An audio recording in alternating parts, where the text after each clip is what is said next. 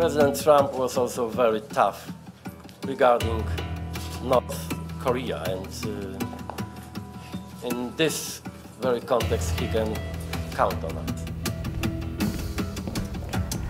The group of 7 nations over the weekend adopted a common language against North Korea after a series of missile tests by the nuclear-armed nation. The statement read, "North Korea increasingly poses a threat of brave nature to international peace and security." But then in a matter of hours, there it went again, North Korea firing yet another missile defying all international sanctions, including the freshly inked G7 publication from the beautiful resort town of Taormina. Now, experts say there really isn't much left to penalize North Korea except for a military strike and, yes, China, its closest neighbor and one of its few, if not the only ally. The China factor is what we'll be discussing on Peninsula 24 this week. Let's get it rolling.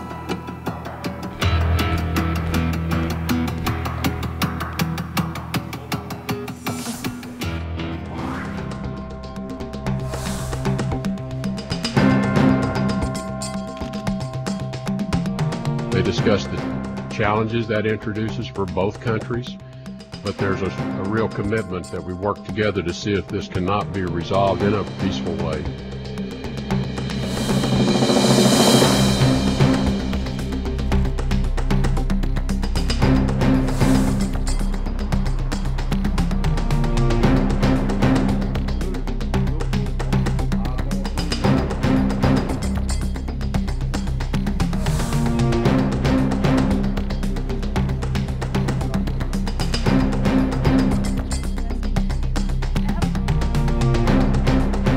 敦促所有的有关各方都要保持冷静克制，不要采取可能加剧半岛紧张局势、使局势轮番升级的举动。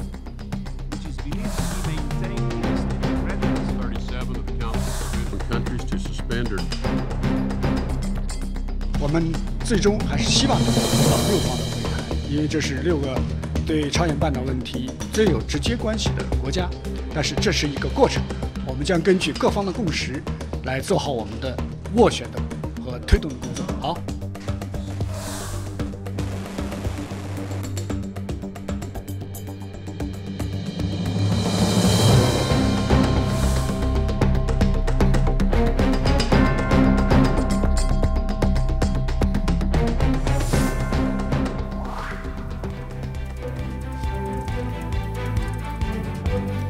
And joining me here in the studio, as always, Dr. Chang-su. Dr. Kim, great to see you again this week. Good to see you again. And Dr. Park Ki-rak, Dean of the Graduate School of Public Administration at Kookmin University. Thank you so much for joining us this week. Yes, thank you for inviting me. Now, so another missile test by North Korea over this past weekend, or earlier this week, actually. It's the 9th of this kind this year alone. It looks like North Korea's Kim Jong-un is really hell-bent on reaching out or extending his missile and nuclear reach. Quite possibly, China might be just getting fed up with North Korea's notorious leader, Kim Jong-un. I think that China may have may not have some kind of enough room to change their policies. As you know, China is an ally of North Korea. Ally means that to support the other ally when the ally is in trouble.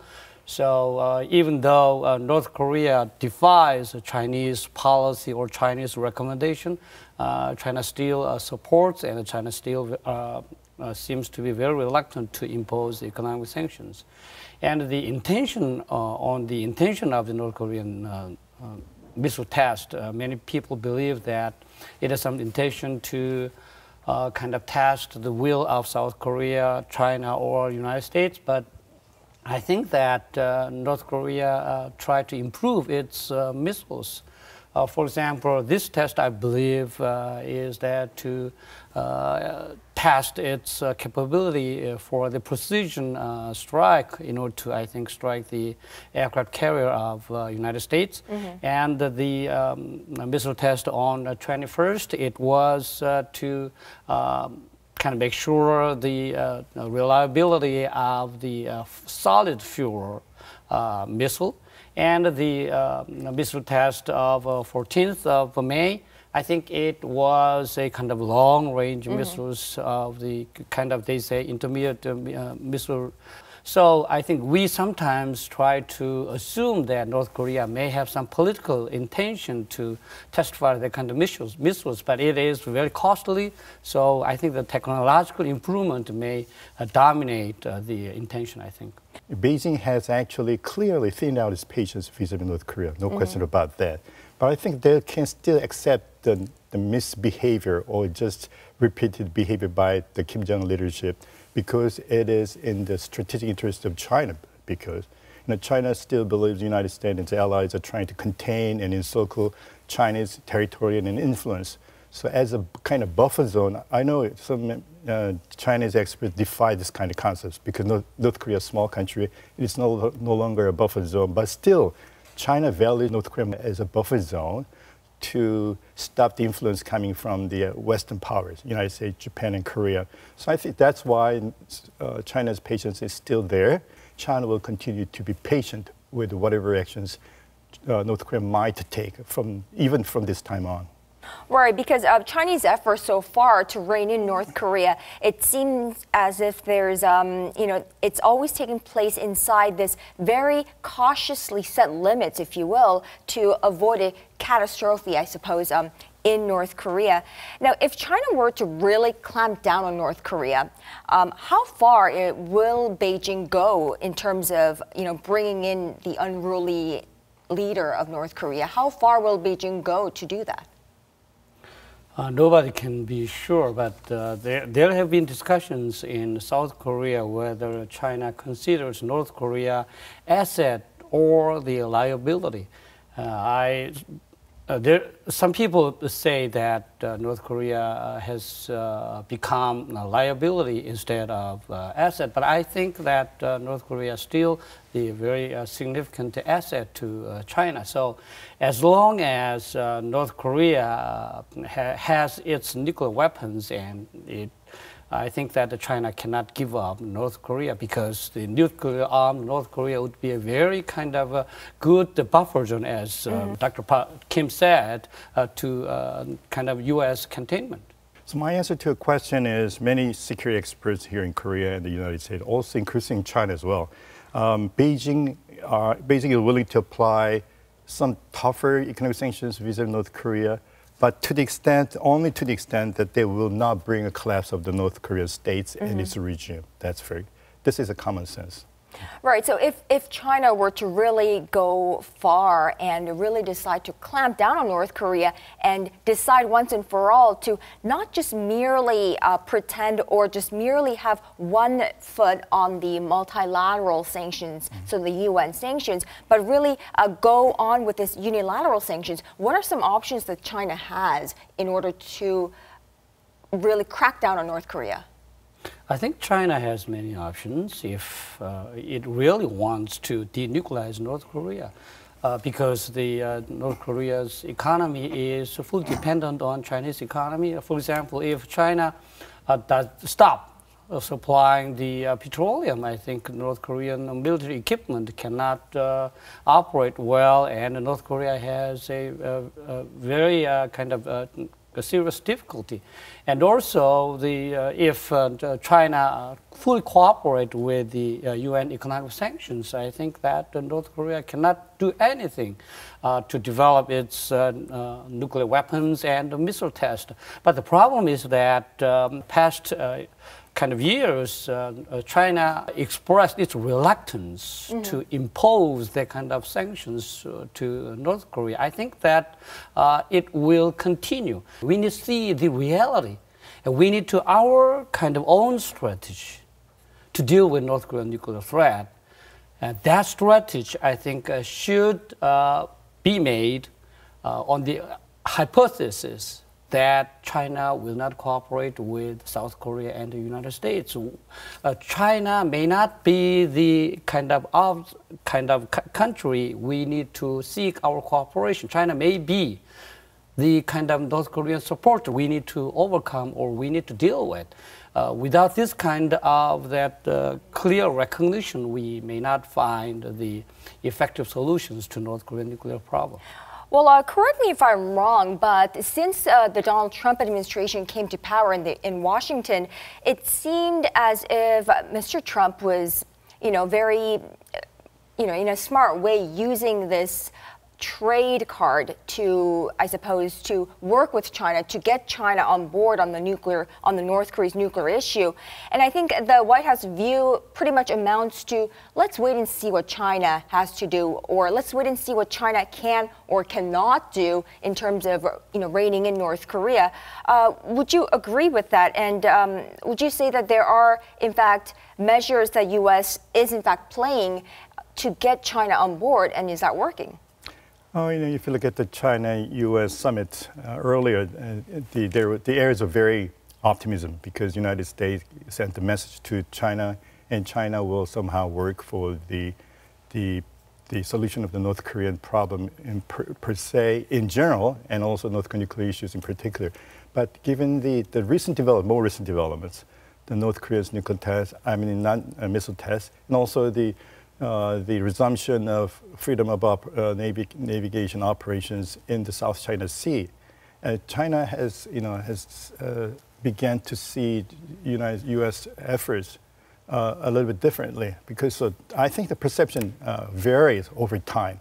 Once we have we started on a very hopeful, very optimistic tone. Now we are more relatively like a pessimistic tone because China has its own power, and I totally agree with Dr. Park. Because China cannot, change its policies or strategies vis-a-vis the Korean Peninsula overnight. It sticks quite naturally. It's going to stick to its own strategy and policies, and that means if you look at our special envoy Lee Hae-chun's visit to Beijing, they just reiterated its position. They want us to correct our relationship that has been damaged by the THAAD deployment, and they want us to do some more. Not just using our economic sanctions, but also more open-minded and study with the negotiation. So in principle, China's policy has not changed at all. Maybe our perceptions or my wishful thinking have varied over a little bit, but we're coming back to the original point. I think that if we assess the achievement of China and the United States for 4 months after the inauguration of President Trump, I think U.S. did not achieve anything, but China achieved a lot. China made the United States not to impose any tariffs for the kind of the trade to kind of correct the trade imbalance. And secondly, I think U.S. Kind of wanted to do some kind of preemptive strike things, but China succeeded to make the United States to give up. And also China may have kind of time to what you call to strengthen its presence in South China Sea, as Dr. Kim said. And also, I think China succeeded to provide 4 months' time to North Korea to conduct missile tests and some kind of threat of the nuclear test. Some people say that China compelled North Korea not to do its 6th nuclear test. But it's just a delay. North Korea can do that test anytime. So if we kind of try to assess the achievement and the loss, I think that the U.S. lost more than China. So I think that Chinese tactics may work and U.S. strategy may not work, I think. And that's a very interesting point in comparing the Chinese achievements against United States losses. It's very interesting because not many people have actually noticed that point. You're right, in some sense, the United States started with a very interesting initiative vis-a-vis North Korea, beginning with a negotiation. After maximum pressure, then we are going to re-engage in North Korea. But so far, because we are just into the second month of the Trump administration, 4 months as a matter of fact, and we have to wait and see what this kind of well-meaning initiative vis-a-vis North Korea will work. I think we have to wait. We need some more patience. Right, and Dr. Kim, you mentioned the special envoy, South Korea's presidential envoy to Beijing, who met with Xi Jinping. Why don't we just take a moment to listen to what President Xi Jinping had to say during the talk. So let's look at that first.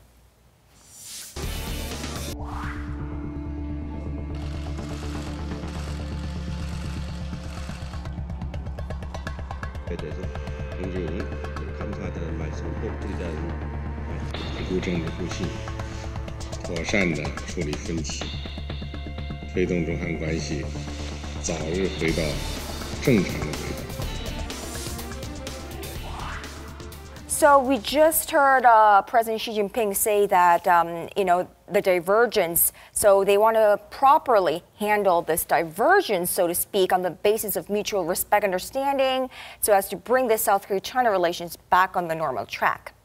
Now, let's try to decipher what he's saying here. The divergence that Chinese President Xi Jinping is talking about at this point, obviously, is South Korea's hosting of THAAD, the U.S. missile defense system, on South Korean soil, which, of course, China has been very against for some time now. Now, how meaningful is this statement by the Chinese leader to President Moon's special envoy Lee Hae-chan? I think that it's not that meaningful to South Korea because it does not imply any changes of Chinese policy. That means that mutual respect. Mutual respect means that they need to respect our kind of sovereignty to defend our country from external threat. That means that we have our sovereignty to allow any deployment of the foreign country. We think it is kind of good. The THAAD deployment is, to us, is pure defensive purposes, and we have a good reasons why we agreed to deploy the THAAD system here in South Korea. But China sees differently, from a different angle, because it sees as a kind of part of the U.S.-China strategic competition that happens to be on this Korean Peninsula. Mm-hmm. So we take this issue from quite different angle, sure. Divergent angle. That's why it is very difficult to come to any compromise, because these two divergent views are quite natural, and it will prevail for long. So as a more pragmatic solution to tackle with this problem is we have to talk more with the Beijing leadership, and also possibly we might think some other, rather than just dismantling or putting all these THAAD systems back to the United States, we might invite Chinese observers to come and see what we meant by this THAAD system. Mm-hmm. It is nothing to the Chinese leadership's intention that this is actually aims to neutralize Chinese capability. They will see, they will understand, once on this spot, they will say this is purely for defensive purposes, not to antagonize or neutralize Chinese missile capabilities. Well, another issue, political aspect to this is that all throughout the campaign, Mr. Moon had vowed to take the THAAD issue and have it reviewed by the new administration. So right now it's the Moon Jae-in administration. Do we have any reason to believe that China just may be anticipating or waiting for President Moon Jae-in to, reverse that decision and pull that out of this country? If you look at what North Korea did after Mr. Moon Jae-in comes in power for the last 3 weeks, and it's become almost a weekly basis. They test fire missiles. Yeah, it's a weekly routine. So I think this has tremendous impacts on the views and the campaign promises Mr. Moon has made during his campaign. Like we're going to review the THAAD deployment. But I think he will become much more convinced why South Korea, even under the previous government, has decided to deploy a THAAD system, because the increasing threats from North Korea, period. That's why I think they made the kind of campaign pledge, but he'll come to a much more pragmatic view of the threats and the utility of the THAAD system deployed in South Korea. Now, soon enough, President Moon Jae-in will have to sit down with his Chinese counterpart. Observers have speculated a potential summit between South Korea and China on the sidelines of the G20 multilateral summit in Hamburg in July, early July. Now, shed some light with your expertise, please. How should the South Korean leader engineer this relationship with Chinese President Xi Jinping so that Mr. Moon starts with the best foot forward? I think that our president do not have to raise the THAAD questions to Xi Jinping first. If Xi Jinping raises the question, we could answer with some kind of cooperation intention. And it will come up, no? You don't think? I don't think that Xi Jinping would raise that question. I think it is a summit meeting, so it is not that serious thing. And most important topic our president should discuss with his counterpart is that how to curb the North Korean nuclear ambition is not only a threat to South Korea, but also to the kind of Northeast Asia. China, as you know, is one of the G2 country, and China is a leader of the Oriental society. I think China may need to feel some kind of obligation to make the whole area peaceful, just like the United States has feel some kind of obligation to the South American countries. So I think that President Moon should raise this concern and try to make some kind of joint steps how to dismantle North Korean nuclear weapons. And at the same time, I think that Mr. Moon, President Moon, should make clear to China that as long as North Korea threatens South Korea with its nuclear missiles, we may not have the choice except for relying on South Korea-U.S. alliance. Sure. U.S. promises the extended deterrence, which China does not. So we need to have the sovereignty and obligation to protect our people. So the strong U.S. and South Korea alliance is inevitable. And if China does not like that, China should invest more kind of denuclearizing North Korea. Yeah. I think if you look at the schedule, President Moon is supposed to have scheduled to have a meeting with Donald Trump first, prior to his meeting with Xi Jinping. And also before that, we are going to have a trial of defense minister talks at the Shangri-La Dialogue on the 2nd, 3rd, and 4th of June, pretty soon. So I think we'll come up with a kind of common assessments of North Korean threats and the risks involved, and how we're going to deal more effectively with North Korean threats. This is not just between U.S. and Japan and Korea, but afterwards we're going to share these views with Xi Jinping. And I think Moon Jae-in in his meeting with Xi Jinping will emphasize the political gains China might have will be much more dwarfed by the long-term gains China might gain from this kind of negotiation will much far outweigh the short-term pains that has been caused by the North Korea. So I think how he's going to engineer this negotiation with Mr.